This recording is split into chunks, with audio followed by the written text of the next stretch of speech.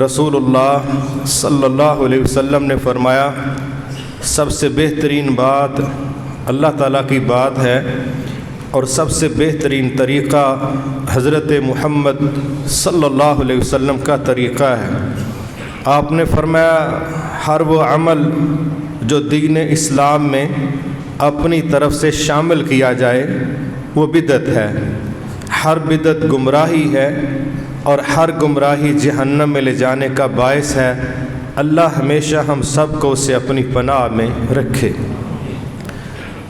इस दुनिया की सबसे अजीम हस्ती और आखिरत में भी सबसे अजीमुल मर्तबत हस्ती हज़रत मुहम्मद सल्लल्लाहु अलैहि वसल्लम की सीरत मुबारक पर अपनी इस्लाह और आगाही के लिए हमारा सिलसिला खुतबात जुमा का चल रहा है। इसका पिछला हिस्सा जो हमने अल्लाह की तौफीक से बयान किया, उसका ख़ुलासा यही है कि तकरीबन 11 अक़साम के मनफी रवैये मक्का के लोगों ने नबी सल्लल्लाहु अलैहि वसल्लम के ख़िलाफ़ इस्तेमाल किए।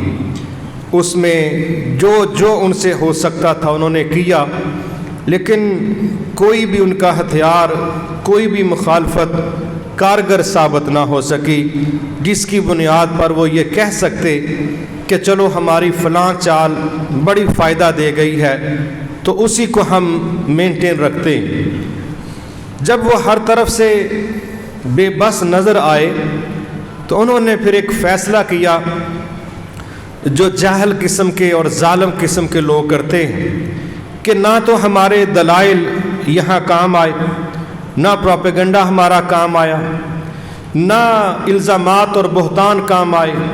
जो कुछ हम करना चाहते थे कुछ भी कामयाब ना हो सका। अब एक ही हल रह गया है, और वो क्या है कि नबी सल्लल्लाहु अलैहि वसल्लम को जुल्म के साथ, जबर के साथ, धौंस के साथ रोकने की कोशिश करेंगे, और जो आपकी जमात है, आपकी टीम है, आपके साथी हैं, हनूम पर भी वो तशद्दुद और जुल्म करेंगे कि ना तो कोई नया शख्स इस तरफ आने की कोशिश करेगा, और जो पुराने हैं उम्मीद है कि वो भी डर के बिखर जाएंगे। इस बुनियाद पर उन्होंने तीनों तरह के तबक़ात को निशाना बनाना शुरू कर दिया।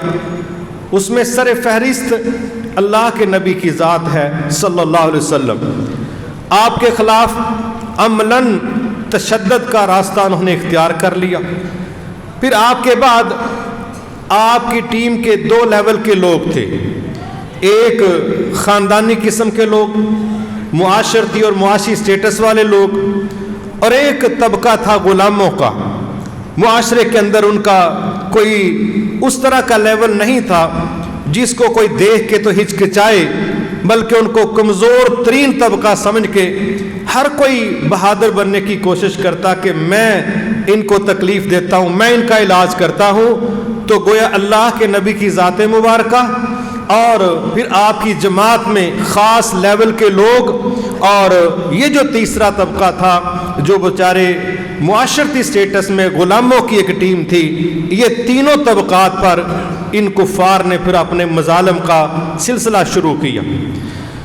मैंने आपका नाम इसलिए लिया है कि नबी सल्लल्लाहु अलैहि वसल्लम ने एक मजलिस में अंबिया पर बात हो रही है, हालात पर बात हो रही है, तो सहाबा पर भी बड़ा बड़ा तशद्दुद वाला रवैया हुआ, सहाबियात पर भी।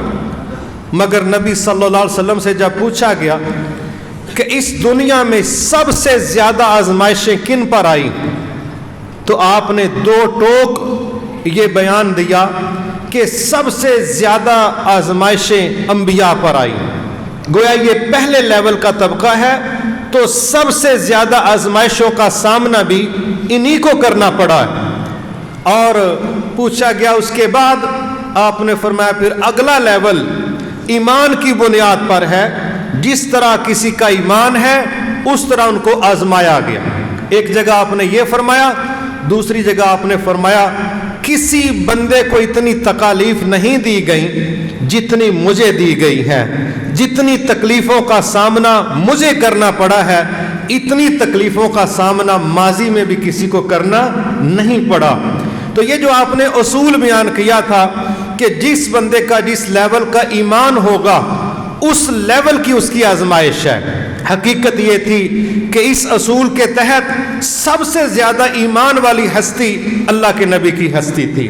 اس اصول کے پیش نظر سب سے زیادہ آزمائشیں بھی آپ پر آئیں اور پھر آپ کے بعد آپ کی جماعت پر آئیں، آپ کے ساتھیوں پر آئیں۔ اور کیا اللہ تعالیٰ کا نظام ہے، لا یکلف اللہ نفسا الا وسعها، اللہ فرماتے ہیں ہم کسی بندے سے اس کی گنجائش سے زیادہ ہم اس پر بوجھ نہیں رکھتے، ہم اس کو آزماتے نہیں ہیں۔ اب آپ سے انہوں نے باقاعدہ تشدد کا جو رویہ اختیار کیا اس کا سٹارٹ کر رہے۔ ابو جہل ایک بڑا کردار ہے جو آپ کی مخالفت پر کمر بستہ ہے، اپنے ساتھیوں کے ساتھ بیٹھا ہوا ہے۔ کیا کہنے لگا تم عجیب لوگ ہو، تمہیں نہیں پتا کہ تمہارے سامنے بیت اللہ میں محمد آ کے عبادت کرتا ہے، نمازیں پڑھتا ہے، تو تم میں سے کوئی روکنے کی جرت کیوں نہیں کرتا؟ تو کسی نے کہا بھائی آپ کیوں نہیں روک لیتے؟ کہتا ہے قسم کھا کے لات عزا وغیرہ کی، کہتا ہے اب اگر میں نے دیکھ لیا تو میں آگے بڑھوں گا اور میں اپنے پاؤں کے ساتھ ان کی گردن کو رون دوں گا۔ یہ اس بدبخت نے بات کی۔ اب ایک دن سارے وہاں حتیم میں بیٹھے ہیں جو ساتھ ہی بیت اللہ کے تھوڑی سی جگہ ہے، تو نبی صلی اللہ علیہ وسلم تشریف لائے، آپ نے اپنی عبادت شروع کی۔ ابو جہل اٹھا اور وہ جو اس نے وعدہ کیا تھا قوم کے ساتھ اس کے مطابق وہ آگے بڑھنے لگا کہ میں آپ کی گردن مبارک پر پاؤں رکھ کے رون دوں گا۔ یہ گستاخی کی انتہا تھی جس کی جرت وہ کرنے لگا۔ تو جو ہی وہ تیزی سے اٹھ کے آپ کی طرف گیا تو وہ الٹے پاؤں اس طرح مڑا، اس طرح الٹے پاؤں پیچھے کی طرف آیا جیسے وہ گرنے لگا کہ ہاتھ بھی پیچھے ہیں۔ اس کو رخ موڑنے کی بھی سمجھ نہ آئی اور پیچھے تیزی کے ساتھ وہ ریورس آنے لگا۔ تو اس کے ساتھیوں نے پوچھا کیا ہوا؟ تو کوئی بڑا خاص کارنامہ سر انجام دینے گیا تھا؟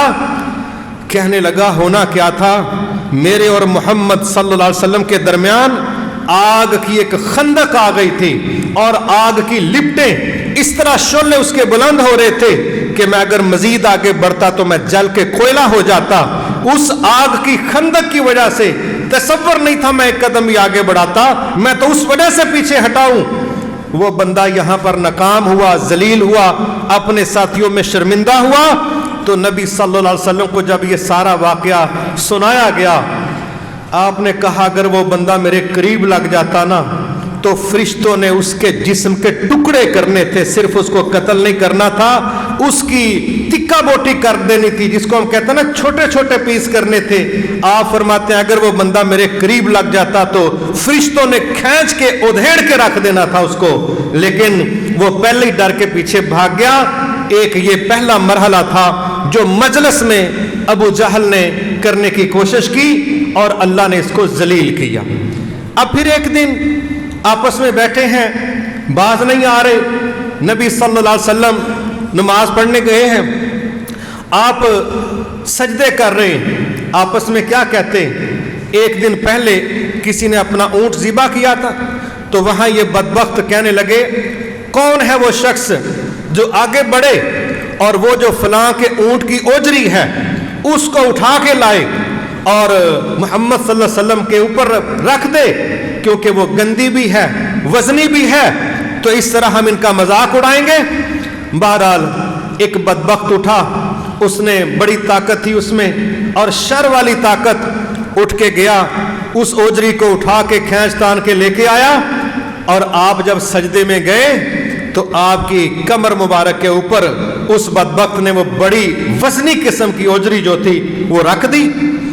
حالات یہ تھے کہ اس قدر وزن تھا آپ سجدے سے سر نہ اٹھا پائے، اور جب یہ منظر ان شرارتیوں کے شیطانوں کے سامنے آیا تو وہ ایک دوسرے پر ہنس ہنس کے گرنے لگے، کوئی اس پر گرتا ہے کوئی اس پر گرتا ہے، کہہ کے لگا رہے ہیں۔ توہین کا یہ جو رویہ انہوں نے اختیار کیا، یہ ان کا اگلا عمل تھا کسی نے حضرت فاطمہ رضی اللہ تعالیٰ عنہ کو خبر دی کہ آپ کے والد محترم کے ساتھ ان ظالموں نے یہ سلوک کیا ہے، تو حضرت فاطمہ رضی اللہ تعالیٰ عنہ فوری طور پر دوڑتی ہوئی بیت اللہ کی طرف آئیں اور آ کے پھر اپنے والد محترم نبی صلی اللہ علیہ وسلم کی کمر مبارک سے اس اوجری کو کھینچ کے جب نیچے اتارا، اس کے بعد پھر آپ جب کھڑے ہوئے، آپ نے پھر قریشیوں کی طرف منہ کر کے پھر وہ جملے کہے جس کا نتیجہ واقعی تباہ کن تھا۔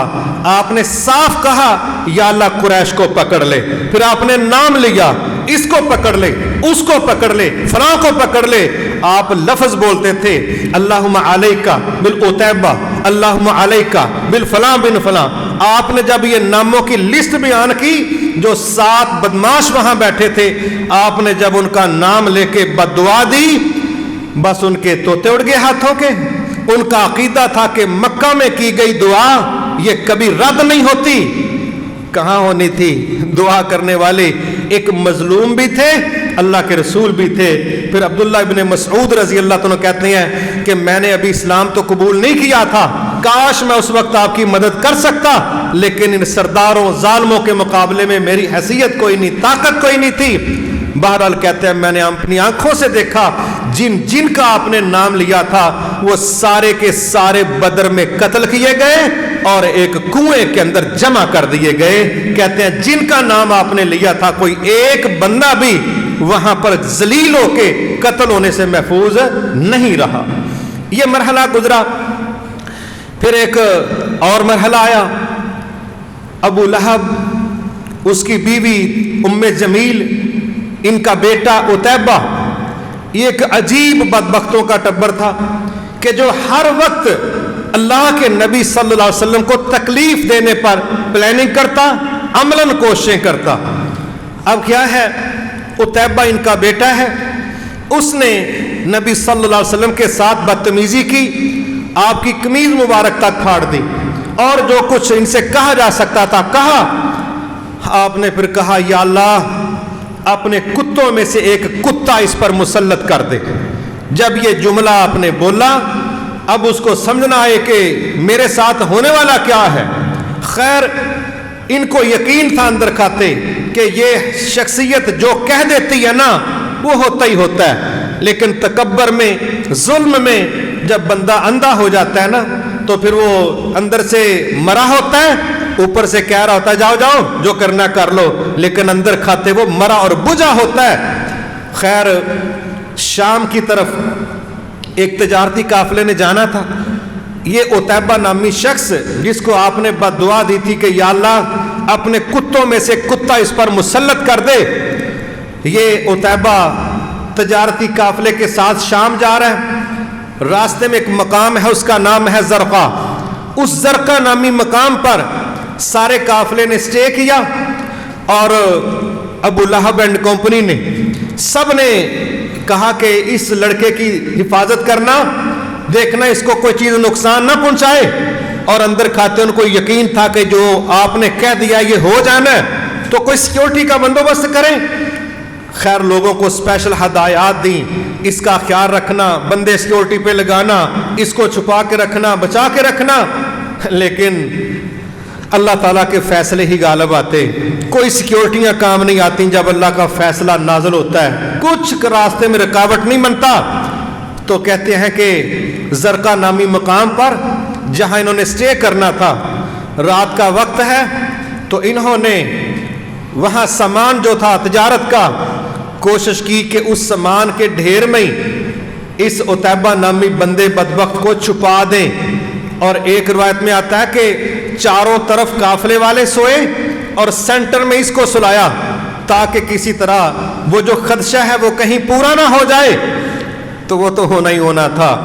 رات کو پھر شیر آیا، اس شیر نے لوگوں کو سونگا اور پھر اس نے وہ سارا دائرہ کراس کیا، اور جب آگے جا کے اس نے اس کو سونگا، بس پھر اس نے اس کا سر اپنے منہ میں لیا اور وہیں پر اس بندے کو جہنم رسید کیا۔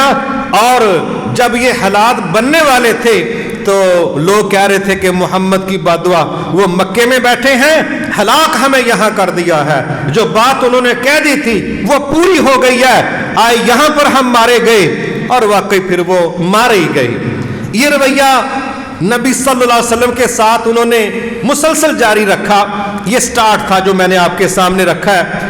اسی طرح ایک دن آپ نماز پڑھ رہے ہیں، کئی سردار وہاں جمع ہیں، پبلک کے لوگ جمع ہیں، تو آپس میں اشتعال دیتے ہوئے اٹھے اور اللہ کے نبی صلی اللہ علیہ وسلم پر تشدد کرنا شروع کر دیا۔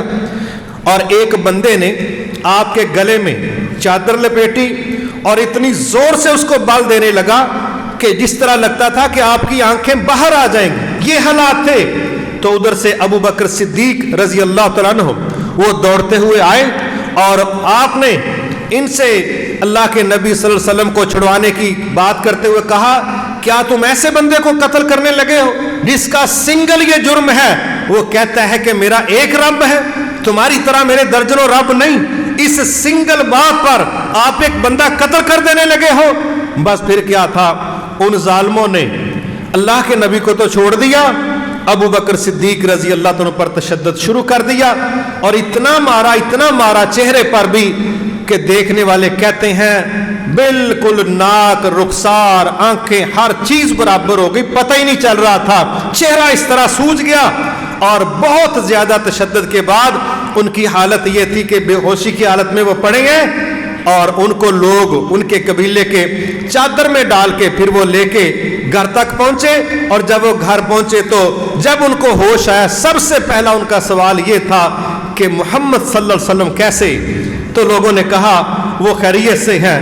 کہتے ہیں نہیں واللہ، جب تک میں آپ کو دیکھ نہ لوں مجھے چین نہیں آئے گا، مجھے دکھائیں کہ آپ کی کیفیت کیا ہے۔ تو گھر کی عورتوں نے پھر بڑی رازداری کے ساتھ بندوبست کیا کہ کہاں آپ سے اور کس وقت ملاقات ہو سکتی ہے۔ یہ حالات دیکھنے پڑ رہے ہیں، اس دنیا کی سب سے عظیم ہستی کو رب وہی ہے، وعدے سچے ہیں، رسالت سچی ہے، سب کچھ پر اللہ کل بھی قادر تھا، آج بھی قادر ہے، لیکن یہ منظر اللہ کے نبی کو فیس کرنا پڑ رہا ہے۔ اب آگے آپ کے ساتھی ہیں ابو بکر صدیق رضی اللہ عنہ کی میں نے بات کی، اسی طرح مصعب بن عمیر رضی اللہ عنہ، یہ بڑے کھاتے پیتے گھرانے کے تھے، اور ان کے گھر میں جو شاہانہ طرز طریق تھا وہ بڑی کمال کا تھا، لیکن جو ہی انہوں نے اسلام قبول کیا، ان کی والدہ نے کہا نکلو، یہاں تمہارے رہنے کی کوئی جگہ نہیں۔ اور صحابہ کہتے ہیں جس طرح سانپ کے اوپر سے چمڑی اترتی ہے، سانپ کے اوپر سے طے اترتی ہے، بھوک کی وجہ سے، حالات کی وجہ سے، ہم نے دیکھا کہ مصعب بن عمیر جو شہزادہ اس دور کا، ان کی کھلڑی اس طرح جلد ان کی اوپر سے اکڑتی تھی جس طرح سانپ کی کھجلی اترتی ہے۔ یہ حالات اس بندے کے ہو گئے کہ جو ماضی کے اندر شہزادوں جیسی زندگی گزارتا تھا۔ گھر والوں کی طرف سے یہ ریاکشن آیا۔ پھر اگلا طبقہ تھا غلاموں کا، ان میں ایک شخص ہے، دنیا ان کو حضرت بلال رضی اللہ عنہ کے نام سے جانتی۔ حضرت بلال کا امیہ بن خلف جو کافر آقا تھا، جن کے یہ غلام تھے، اس نے کیا کرنا، حضرت بلال کے گلے میں رسی ڈالنی اور لڑکوں کو تھما دینی، کہنا کھینچو ان کو، گھسیٹو ان کو، ریت پہ گھسیٹو، پتھروں پر گھسیٹو، اور پھر تپتی ریت پر اور تپتے پتھروں پر لٹا دینا، اور سینے پر بھاری پتھر رکھ دینے، اور یہ کوشش کرنا کہ یہ بندہ جل جائے، اپنے موقف سے پیچھے ہٹ جائے۔ لیکن ان کی زبان سے ایک ہی بات نکلتی تھی، احد احد، کہ اللہ ایک ہی ہے، ہم ایک کے پجاری، ہم ایک کے ساتھ، ہم ایک کے پوجا کرنے والے ہیں۔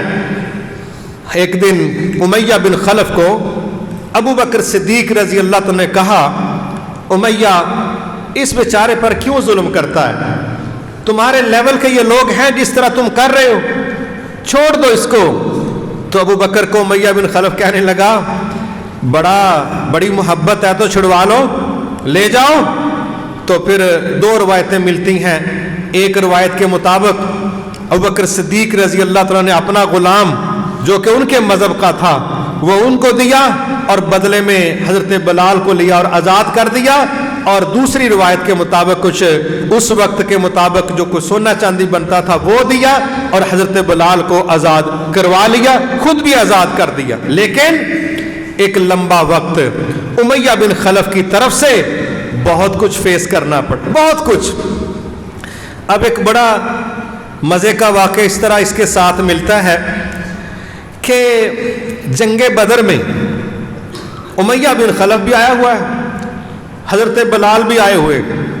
اب چونکہ امیہ بن خلف نے حضرت بلال پر بڑے مظالم کیے ہوئے تھے، لیکن اللہ نے ماحول ایسا بنا دیا کہ آج تو 70 قتل ہو گئے تھے اور باقی 70 گرفتار ہو گئے تھے، اور امیہ بن خلف جب اس نے دیکھا کہ میری تو موت آ جائے گی، میں تو مارا جاؤں گا، تو خود ہی صحابہ کی طرف آگے بڑھ بڑھ کے کہتا ہے وہ تو انو مال شال نہیں چاہیے۔ کیا مطلب تھا کہ مجھے گرفتار کر لو تاکہ مجھے کوئی قتل نہ کر دے اور پھر میرے بدلے میں پیسے پوسے لے لینا، میں زندہ بھی بچ جاؤں گا، تمہیں مال بھی مل جائے گا۔ خود چل چل کے پیش ہو رہا ہے کہ مجھے گرفتار کر لو۔ مقصد یہ تھا کہ اگر میں گرفتار نہ ہوا تو مجھے قتل کر دیا جائے گا، اس کو نظر آ رہا تھا۔ تو عبد الرحمن بن عوف رضی اللہ تعالیٰ عنہ نے گرفتار کر لیا کہ چلو سردار گرفتار بھی ہو گیا ہے اور مال بھی آئے گا۔ حضرت بلال رضی اللہ تعالیٰ کی نظر پڑی، جو ہی نظر پڑی تو اونچی بولے، کہتے اللہ کا دشمن امیہ بن خلف بچ کے جانے نہ پائے۔ بس کہتے ہیں حضرت عبد الرحمن بن عوف کہتے ہیں اللہ رحم کرے حضرت بلال پر، میرا قیدی بھی مروا دیا، میرا مال بھی مس ہو گیا۔ ہوا اس طرح کہ جو ہی حضرت بلال نے دیکھا کہ بندہ تو قابو آ گیا ہے، تو انہوں نے فوری اس سردار پر امیہ بن خلف پر اٹیک کر دیا۔ تو عبد الرحمن بن عوف بڑا اس کے اوپر جھکے کہ یار قیدی ہے، میرا قیدی ہے، کوئی قابو آنے دو معاملہ۔ تو انہوں نے کہا نہیں جی نہیں، آج یا یہ بچے گا اللہ کا دشمن یا میں بچوں گا۔ لہذا عبد الرحمن بن عوف کہتا ہے میری ٹانگوں کے درمیان سے جتنا موقع ملا تلواریں مار کے جناب اس نے اپنے او پرانے سارے بدلے چکا دیے اور امیہ بن خلف کو جہنم واصل کر دیا۔ میرے محترم بھائیو، ظلم کا کوئی وقت ہوتا ہے، ضروری نہیں کہ یہ چیزیں ساری زندگی چلیں، لیکن یہ میں سنگل جو ٹچ دے رہا ہوں کہ جس نے ظلم کیا تھا وقت کے ساتھ بہرحال اینڈ ان کا اچھا نہیں ہوا، اور ساری دنیا اس پر متفق اور مطمئن ہے کہ کبھی بھی اینڈ تک ویلن کا دور نہیں ہوتا۔ ہیرو شروع میں تکالیف میں ہوتا ہے، کرائسس میں ہوتا ہے، لیکن اینڈ ہیرو کا ہوتا ہے، اینڈ پازیٹیو شخص کا ہوتا ہے، اینڈ اعلیٰ اخلاق والے کا ہوتا ہے، اینڈ سچے بندے کا ہوتا ہے۔ جو اخیر ہے وہ برے بندے کا برا ہوتا ہے اور اچھے بندے کا اچھا ہوتا ہے۔ یہ مرحلہ تھا۔ پھر ایک شخص ہے اس دور کا، دنیا ان کو خباب بن ارت کے نام سے جانتی ہے رضی اللہ تعالیٰ عنہ۔ یہ بھی غلام تھے، اللہ اکبر۔ ان کا مالک کیا کرتا ہے؟ ان کا مالک کبھی کھجور کی چٹائی میں لپیٹ کے تو اوپر لٹکا دیتا ہے اور نیچے لڑکوں کو کہتا ہے کہ آگ جلاؤ، دھواں دو۔ اب ظاہر ایک بندے کی آکسیجن جب بند ہوتی ہے تو آپ سوچ نہیں سکتے کہ بندہ تڑپتا ہے، کہ سانس کس طرح اکھڑتی ہے۔ یہ جو لوگ آئی سی یو میں ہوتے ہیں، اللہ سب کو ایمان عافیت والی زندگی دے، وہاں جب کسی کا ماسک ہٹایا جاتا ہے آکسیجن کا تو جس طرح ان کی سانسیں بے ربط ہوتی ہیں تو دیکھنے والے کا دل ڈوبتا ہے کہ یہ ہونے کیا لگا ہے۔ تو جس بندے کی دھواں دے کے آکسیجن روک دی جائے، آپ کیا سمجھتے ہیں؟ یہ وہی منظر ہوتا ہے جو آئی سی یو والا ہوتا ہے۔ تو یہ کوئی ایک دفعہ ہوتا تھا، یہ وہاں پر نارمل سزا تھی ان لوگوں کے لیے جن کو وہ اپنا دشمن سمجھتے تھے۔ لہذا یہ کام کرنا، پھر وہی رویہ، پتھروں پر گھسیٹنا، پتھروں پر لٹا دینا۔ ایک دن ان کو اسلام آنے کے بعد، غلبوں کے بعد، ان کو کسی نے پوچھ ہی لیا خباب اپنی زندگی کا کوئی تلخ سا دن تو بتاؤ۔ پتہ سب کو تھا کہ بیچاروں کو کیا کیا بھگتنی پڑی ہے۔ انہوں نے پھر بتایا، کہنے لگے ہاں ایک دن میری زندگی میں بڑا صدمے والا آیا تھا کہ میرے سامنے ان ظالموں نے آگ جلائی، میرے سامنے آگ جلا کے جب کوئلے بن گئے تو کہتے ہیں مجھے کوئلوں پر انہوں نے لٹا دیا، اور ایک بدبخت نے میرے سینے پر پاؤں رکھ دیا، اور کہتے ہیں کہ وہ سارے کوئلے میرے جسم کی چربی کے ساتھ بجھے تھے، وہ وقت کے ساتھ نہیں بجھے تھے۔ جس طرح کوئلوں پر پانی پھینکا جاتا ہے تو وہ بجھتے ہیں، پھر میرے جسم کی چربی تھی، خون تھا، اور وہ کوئلوں کا بجھنا تھا۔ کہتے ہیں جب تک وہ بجھے نہیں ہیں انہوں نے میرے سینے سے پاؤں نہیں اٹھایا۔ وہ دن وہ وقت میری زندگی میں بہت زیادہ تکلیف دہ تھا۔ ایسے ایسے رویے ان لوگوں کے ساتھ ان ظالموں نے روا رکھے۔ پھر ایک اور خاندان ہے، دنیا ان کو آل یاسر کے نام سے جانتی۔ ان میں 3 لوگ ہیں، حضرت عمار رضی اللہ تعالیٰ عنہ، اسی طرح حضرت یاسر، اس طرح حضرت سمیہ رضی اللہ تعالیٰ عنہ۔ یہ 3 لوگ ہیں خاندان کے، اور ان پر بھی جو مظالم ہیں وہ بڑے خطرناک قسم کے ہیں۔ خباب کے ساتھ بھی یہاں تک بھی ہوا کہ وہ چونکہ لوہے کا کام کرتے تھے، اللہ اکبر، عمار اسی طرح ان کا بیٹا ہے، ان کی بیوی ہے، یہ وہ لوگ ہیں جن کے ساتھ ان ظالموں نے بڑے بڑے تشدد والے رویے اختیار کیے۔ حضرت سمیہ رضی اللہ تعالیٰ عنہ یہ اسی خاندان کی عورت ہے۔ اس کو ابو جہل ظالم کہنے لگا کہ کیا تم گواہی دیتی ہو کہ محمد صلی اللہ علیہ وسلم اللہ کے رسول ہیں؟ کہتی ہاں میں گواہی دیتی ہوں، اسی پر قائم ہوں۔ اس ظالم نے نیزہ مارا اور اس موقع پر اس عورت کو شہید کر دیا، اور یہ اسلام کی عورتوں میں سب سے پہلی شہیدہ تھی۔ پھر ان کے خاوند ہیں، بڑی تکلیف میں رہ رہے ہیں، بڑی تکلیف میں۔ ایک دن کہنے لگے اللہ کے نبی صلی اللہ علیہ وسلم ہمارے لیے دعا کیجیے اللہ ثانیہ کرے۔ آپ نے فرمایا اللہ ثانیہ کرے گا۔ چند دن کے بعد وہ اسی تشدد کے نتیجے میں وفات ہی پا گئے۔ پھر ان کا بیٹا ہے، تو تینوں کے ساتھ جو حالات ہیں اللہ اکبر، بڑی تکلیف والے، بڑی پریشانی والے۔ ایک دن آ کے نبی صلی اللہ علیہ وسلم کو کیا کہتے ہیں؟ کہتے ہیں اللہ کے نبی صلی اللہ علیہ وسلم آپ ہمارے لیے دعا کیجیے، حالات بڑے تکلیف والے ہیں۔ آپ نے کہا آپ لیٹے ہوئے تھے، اٹھ کے بیٹھ گئے، کہنے لگے بس ابھی سے گھبرا گئے ہو؟ تم سے پہلے لوگوں کو اسلام کی وجہ سے، ایمان کی وجہ سے یہاں تک فیس کرنا پڑا کہ آرے کے ساتھ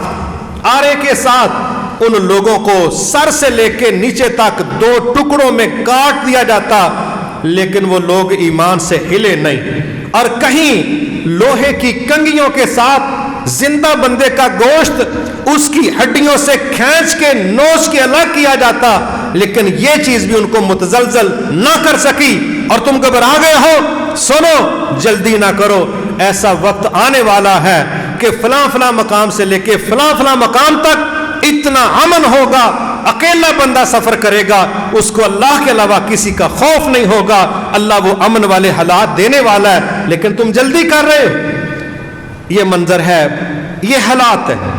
میرے محترم بھائیوں، نبی صلی اللہ علیہ وسلم کی ذاتی تکالیف بہت زیادہ ہیں، یہ سیریل آپ دیکھیں گے آگے بھی نظر آئے گی، مگر ایک لیڈر کے کارکن کی تکلیف بھی لیڈر کی تکلیف ہوتی۔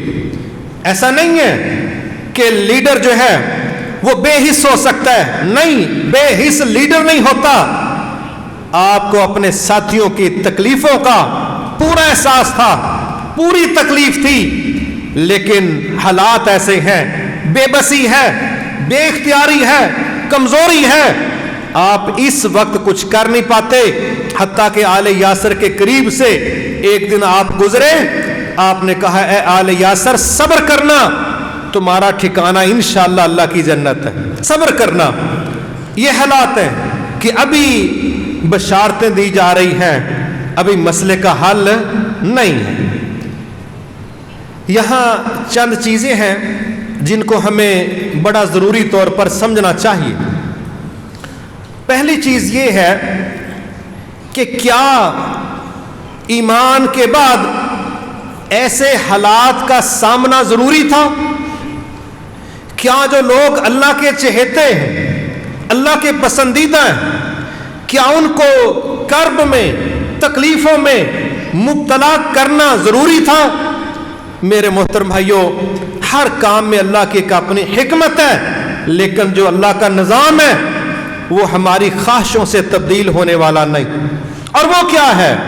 وہ یاد رکھیے وہ نظام یہ ہے.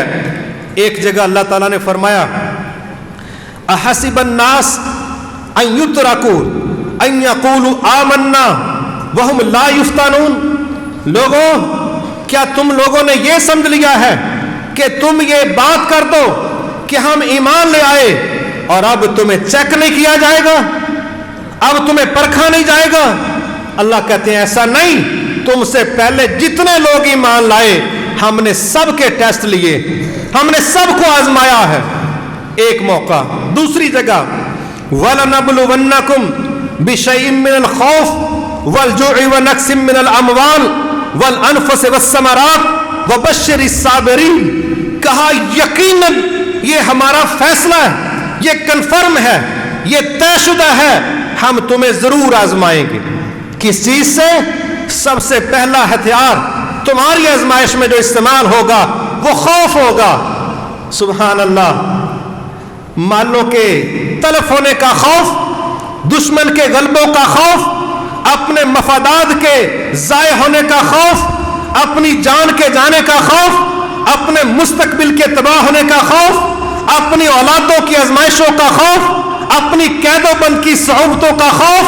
کہا تمہیں آزمایا جائے گا, لیکن جو پہلی فیلنگز ہیں وہ خوف کی ہیں, اور اللہ کہتے ہیں ہم نے اس پروسیس سے گزرے بغیر تمہیں آگے گزرنے نہیں دینا, کنفرم آزمائیں گے. پھر جی کہا چیزوں کے نقصان سے, چیزوں کے نقصان سے, اموال کے نقصان سے, حتیٰ کہ اس پروسیس میں جانے جا سکتی ہیں. لیکن جن لوگوں کا رویہ یہ ہوگا کہ ان آزمائشوں پر ان کا یہ عقیدہ اور نظریہ ہوگا انا للہ و انا الیہ راجعون, اللہ کوئی مسئلہ نہیں ہے, ہمارا کوئی شکوہ نہیں, ہمارا کوئی گلہ نہیں, ہم طے کر چکے ہیں, ہم بھی تیرے لیے ہیں اور پلٹ کے آنا بھی تیرے پاس ہے, جو تیرا فیصلہ ہے. رضیت باللہ ربا وبالاسلام دینا وبمحمد نبیا. ہم نے جب طے کر دیا کہ تجھے رب مان کے راضی ہیں, تیرے فیصلوں پر راضی ہیں, تیری تقسیم پر راضی ہیں, تیرے طریقوں پر راضی ہیں, تیرے پروسیس پر بھی راضی ہیں, اے ہمارے رب ہماری طرف سے کوئی شکوہ نہیں ہے, نہ تجھ پر, نہ تیرے دین پر, نہ تیرے نبی پر, ہم سب پر راضی. کہا جن کا یہ رویہ ہوگا اللہ کہتا ہے میں ان کو پاس قرار دے دوں گا. یہی وہ لوگ ہیں جو ہدایت یافتہ ہیں, اور یہی وہ لوگ ہیں جن پر میری طرف سے رحمتیں نازل ہوں گی. لیکن یہ سمجھو کہ کلمے پڑھ کے ایسے ہی نہا دھو کے گزر جاؤ. کہا یہ میرا اصول نہیں, نہ تم سے پہلے لوگ بچے ہیں نہ تم بچو گے, ہم نے ہر کسی کا امتحان لینا ہی لینا ہے. پھر آگے ہم دیکھتے ہیں کہ ایک جگہ اللہ تعالیٰ نے فرمایا ام حسبتم ان تدخلوا الجنہ ولما یاتکم مثل الذین خلو من قبلکم.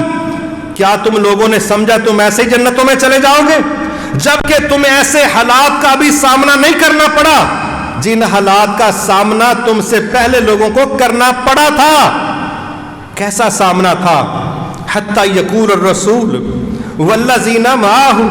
حالات یہ بن گئے ہم نے ان کو تنگیوں کے ساتھ, تکلیفوں کے ساتھ اتنا آزمایا حتیٰ کہ رسول اور ان کی ٹیم پکار اٹھی متا نصر اللہ, یا اللہ پیچھے بچا ہی کچھ نہیں, تیری مدد کب آئے گی, کیا رہ گیا ہے, کون سا حصہ بچا ہے, کون سا امتحان بچا ہے. فرمایا الا ان نصر اللہ قریب, خبردار ہماری مدد قریب ہے, لیکن یہ مرحلوں سے گزرنا یہ ہمارا فطری نظام ہے. میرے محترم بھائیوں, کیا یہ حقیقت نہیں کہ جب بڑی ذمہ داریاں لینی ہوں, جب بڑی ذمہ داریاں لینی ہوں تو کیا ٹریننگیں معمولی ہوتی ہیں, تربیتیں معمولی ہوتی ہیں, امتحان معمولی ہوگا؟ نہیں. جب کارنامے بڑے سر انجام دینے ہیں تو امتحان بھی بڑے پاس کرنے. یہ نہیں کہ مڈل والا کہے مجھے سی ایس ایس والے کے برابر جاب دے دو, ہاں سی ایس ایس والی جاب ملے گی سی ایس ایس کر کے. یہ نہیں ہے کہ کوالیفیکیشن پرائمری ہو اور توقع رکھو سی ایس ایس کے لیول کی, ایسا نہیں ہے. جب بڑے منصوبے ہیں, بڑی سوچیں ہیں, بڑے کام ہیں تو پھر امتحانات بھی بڑے, مشکلات بھی ہیں، سختیاں بھی ہیں، پروسیس بھی لمبا ہے، پھر اس میں سے گزرو گے تب جا کے کچھ بنو گے۔ ہوتا سونا ہی ہے، جو مٹی سے سیدھا نکلتا ہے اس کا کچھ نہیں بنتا، وہ پڑا رہتا ہے سٹور میں، ریک میں، دراز میں، تجوریوں میں۔ اور جس سونے نے اس دنیا کے خوبصورت چہروں پر سجنا ہوتا ہے، اس سونے کو آگ کی بھٹی سے گزرنا پڑتا ہے۔ جس نے کچھ بننا ہے اس کو آگ سے گزرنا پڑے گا، اور جو کہتا ہے مجھے آگ سے ڈر لگتا ہے، اس کو یاد رکھنا چاہیے کہ بڑے منصوبے اس کے حوالے نہیں ہو سکتے۔ یہ صحابہ کی جماعت ہے جن کو آنے والے وقتوں میں پوری دنیا کی قیادت دینا تھی، پوری دنیا کی حکومت دینی تھی، پوری دنیا کے نظام پکڑانے تھے۔ آج ان کو پکایا جا رہا ہے، آج ان کو چیک کیا جا رہا ہے، تمہارے آنے کے رولز کیا تھے، کیوں ساتھ شامل ہوئے ہو، اس قافلے میں شریک کیوں ہوئے ہو۔ اگر کوئی مال لینے والا تھا تو وہ مال کے لالچ میں بکھر جائے، اگر کوئی کچا ہے وہ خوف کی وجہ سے ابھی ساتھ چھوڑ دے، کیونکہ جن پر بھروسہ کر کے کل کو اسلام کی چھتیں ڈالنی ہیں، اگر کل کو بودے کھوکھلے نظر آئیں گے تو یہ چھتیں جب دڑام سے گریں گی اسلام کا امیج محفوظ نہیں رہے گا۔ ضروری ہے ان پلرز پر اسلام کی چھت کو کھڑا کریں جن میں کھوکھلا پن نہ ہو، جن میں لالچ نہ ہو، جن میں مفاد پرستی نہ ہو، جن میں خوف نہ ہو۔ انشاءاللہ ایسے لوگ اس پروسیس سے جب گزرتے ہیں، اللہ تعالیٰ پھر ان لوگوں کو وہ ذمہ داریاں دیتا ہے جو خوف زدہ ہو کے پیچھے بھاگنے والوں کو کبھی نہیں ملا کرتی، کبھی نہیں ملا کرتی۔ ابو ہریرہ رضی اللہ تعالیٰ ساتھی ہیں آپ کی ٹیم کے، کل کے اسٹوڈنٹ ہیں، اصحاب صفہ کی ٹیم میں شامل ہیں، اور آج کیا ہے؟ آج گورنر ہیں۔ آپ صحابہ کی جماعت کو دیکھیں، انہوں نے سٹارٹ میں بہت کچھ فیس کیا، لیکن آنے والے وقتوں میں گلوبل حکومتیں کی۔ یہ محلے کے کونسلر نہیں تھے، یہ ایک گاؤں کے نمبردار نہیں تھے، اللہ نے ان کو بر اعظموں کے بر اعظم دے دیے۔ کیوں؟ ان کو جس پروسیس سے گزارا گیا تھا یہ اس لائق تھے کہ دنیا کا کوئی خوف ان کو ہلا نہیں سکتا تھا، دنیا کا کوئی لالچ ان کو متزمزم نہیں کر سکتا تھا۔ جو لوگ اس طرح کے مرحلوں سے گزرتے ہیں پھر بوجھ بھی انہی پر پڑتے، انہی پر پڑتے۔ ہر بندہ دیکھتا ہے، کہتے ہیں نہیں اس بلڈنگ کے اوپر بلڈنگ نہ بنانا، کیوں؟ کہتے ہیں کہ اس کے پلر بڑے کمزور، اور جس کے پلر مضبوط ہوتے ہیں کہتے ہیں اگلی منزل اٹھا لو، مسئلہ ہی کوئی نہیں، اسٹرکچر چیک کرو، سٹیل ورک چیک کرو، مٹیریل چیک کرو، رکھو اگلی منزل کی بنیادیں، کوئی مسئلہ نہیں۔ اور بندوں کو کہا جاتا ہے تو نہ 2 من دا ویٹ چک لیں، تیریاں لتاں بھار چکن جوگیاں نہیں۔ تے جدوں یہ جو بندے چکتے نے انہاں دی دھون دے اوتے ہی پائپ ڈگا ہوندا، بندے پھڑ کے انہوں تھلوں کڈھدے نے باہر، ماشاءاللہ اے ویٹ لفٹر سی بیچارہ، تھلوں کڈو بندہ بچاؤ کے نہیں اٹھا سکتے۔ لہذا پریکٹس، محنت، مشقت، قوت، طاقت کا استعمال، اس کے بعد وہ وقت آتا ہے کہ بندے کا سٹیمنا بنتا ہے، بندے میں ایک لیول آتا ہے، ایک سٹینڈرڈ بنتا ہے، پھر اس کو بوجھ اس پر ڈالا جاتا ہے۔ ہمارا جو بچہ یہ نہ جانے کہ 100 روپے کی چیز 50-60 کی خریدیں تو بقایا کیسے لیتے ہیں اور کتنے لیتے ہیں، اس کو تو گھروں والے 1000 کا نوٹ کبھی بھی نہیں تھماتے، اس کو نہیں تھماتے۔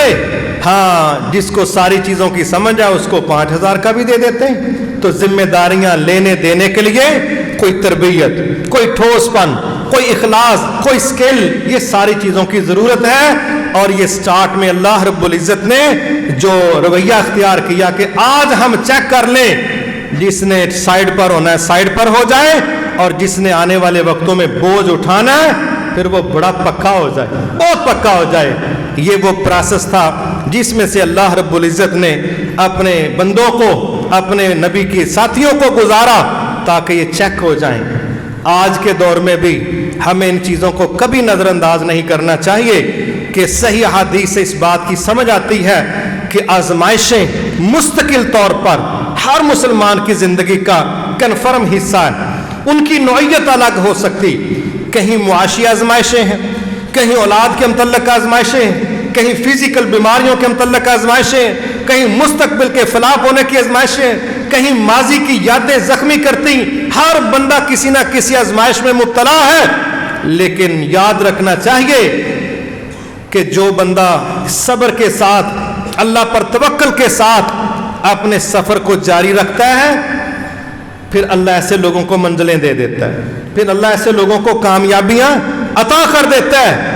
اس لیے ہمیں اس بات کو اپنے دل و دماغ میں پرنٹ کر لینا چاہیے کہ اگر اللہ کے پسندیدہ ترین لوگ آزمائشوں میں سے گزرے بغیر بچ نہیں سکے، تو ہم میں سے جس نے صحیح ایمان پر چلنا ہے، صحیح دین پر چلنا ہے اور اللہ کے نبی کے رستے کو اختیار کرنا ہے، پھر وہ یہ نہ سمجھے کہ مجھے خراش نہ آئے، میری نیند نہ خراب ہو، مجھے ٹینشن نہ ہو، مجھے پریشانی نہ ہو، میرا کوئی نقصان نہ ہو، مجھ پر کوئی دباؤ نہ ہو، مجھے کوئی خوف نہ ہو. ایسا نہیں ہوگا. اگر روڈ اللہ کے نبی والا ہے تو مسائل بھی اللہ کے نبی والے. اگر نبوی روڈ نہیں ہے تو پھر کوئی مسئلہ نہیں، پھر تو بندہ جس طرح مرضی چلتا رہے. لیکن جب روڈ اللہ کے نبی والا ہے پھر اس رستے پر جانیں جا سکتی ہیں، اس رستے پر قربانیاں دینی پڑیں گی، جان کی بھی، مال کی بھی، خواہشوں کی بھی. لیکن جو بندہ اس روڈ میپ کے مطابق چل گیا، انشاءاللہ جس طرح اللہ نے اپنے بندوں کو اس دور میں ناکام نہیں کیا، اس دور میں بھی اللہ اپنے بندوں کو کبھی ناکام نہیں کرے گا. اللہ رب العزت سے دعا ہے اللہ ہمیں عافیت والی زندگی عطا فرمائے. ہم کمزور لوگ ہیں، ہم اس پوزیشن میں نہیں ہیں کہ ہم پریشانیوں کو، آزمائشوں کو ہم کہیں کہ کوئی مسئلہ نہیں. ہمارے رب نے ہمیں یہ دعا بھی سکھائی ہے، اے ہمارے رب ہم پر ایسا بوجھ نہ ڈالنا جو ہم سے پہلے لوگوں پر ڈالا گیا تھا. یہ ترلا کرنا بھی اللہ کے دین کا طریقہ ہے. ہم کمزور لوگ ہیں، ہم رزق لینے کی بجائے عافیت مانگیں، ہم اللہ سے ترلا کریں کہ یا اللہ ہم پر بوجھ نہ ڈالنا، اپنی رحمتوں کے ساتھ ہمارے لیے آسانیاں پیدا فرما دینا، ہمیں منزلوں کی طرف رحمت اور آسانیوں کے ساتھ پہنچا دینا. اللہ تعالیٰ سے عافیت مانگنا اور یہ دعائیں کرنا کہ اللہ ہم اس پاور میں نہیں ہیں کہ ہم بڑے بڑے بوجھ اٹھا سکیں. اس ترلے کے ساتھ انشاءاللہ ہم نے وقت بھی گزارنا ہے. اللہ نہ کرے کوئی آزمائش آ جائے، پھر اللہ کے وعدوں کو یاد رکھ کے صبر کرنا ہے، لہجوں کو، لفظوں کو، رویوں کو کنٹرول کرنا ہے. اور انشاءاللہ یہی وہ صبر ہے رد عمل دیے بغیر جب ہم کر جائیں گے ہمارا رب انشاءاللہ ہمیں ضائع نہیں کرے گا. وما توفیقی الا باللہ العلی العظیم.